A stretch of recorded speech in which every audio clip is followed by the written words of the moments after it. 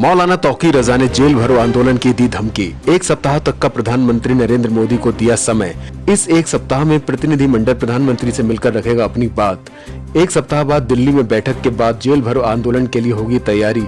देश भर में होगा जेल भरो आंदोलन। क्योंकि प्रधानमंत्री जी से मैं ये उम्मीद रखता हूँ, हमारे देश के प्रधानमंत्री हैं, देश के राजा हैं, तो यकीनन वो हमारी बात सुनेंगे और गौर करेंगे और देश में जो माहौल ख़राब करने की कोशिश कुछ लोग ताकतें कर रही हैं उसको कंट्रोल करने की कोशिश करेंगे। और अगर ऐसा नहीं होता है तो हम अपना आंदोलन करने के लिए गांधीवादी तरीके से, कोई हिंसा नहीं, कोई नारेबाजी नहीं, पुरसुकून तरीके से, पुरअमन तरीके से हम धरना प्रदर्शन करेंगे, गिरफ्तारी देंगे।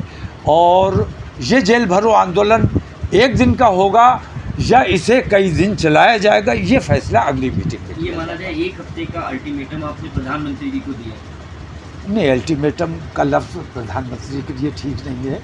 नरेंद्र मोदी के लिए आप जो चाहे कह दें, प्रधानमंत्री के लिए मैं ऐसे अल्फाज ठीक नहीं समझता हूँ। हमने आग्रह किया है, रिक्वेस्ट की है कि हमें समय दिया जाए, हमारे प्रतिनिधि मंडल से मुलाकात कर लें।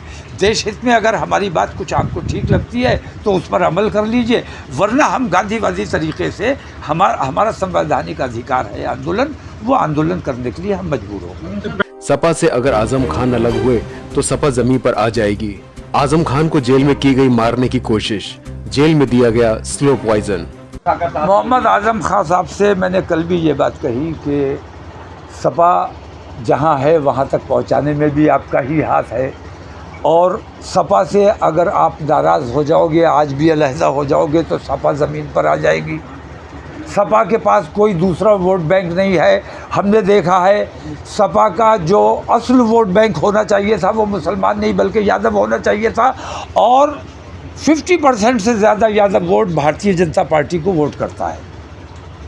तो अगर आज़म खान साहब अलग हो जाते हैं, मुमकिन है कि कल कोई बेहतरी का रास्ता बने और एक नया इनकलाब उत्तर प्रदेश में नहीं बल्कि देश में नया इनकलाब आए, ऐसा मुमकिन है। आज़म खान साहब, लोगों को ऐसा महसूस हो रहा था जब गिरफ़्तार किए गए थे और जब कोरोना की महामारी आई थी तो ऐसा लग रहा था कि शायद आज़म खान अब जेल से वापस नहीं आ सकेंगे, लेकिन अल्लाह ने उनकी हिफाजत फरमाई। उन्हें स्लो पॉइज़न भी दिया गया, कल वो बता रहे थे स्लो पॉइज़न दिया जा रहा था, वो भी पकड़ा गया। तो आज़म खान को नई ज़िंदगी मिली है। तो मैं ये समझता हूँ कि अल्लाह ने कोई काम लेने के लिए उनकी ज़िंदगी की हिफाजत की है, और कोई देश का कोई बेहतर काम, कौम का कोई बेहतर काम हम मिलजुल कर अंजाम देने में कामयाब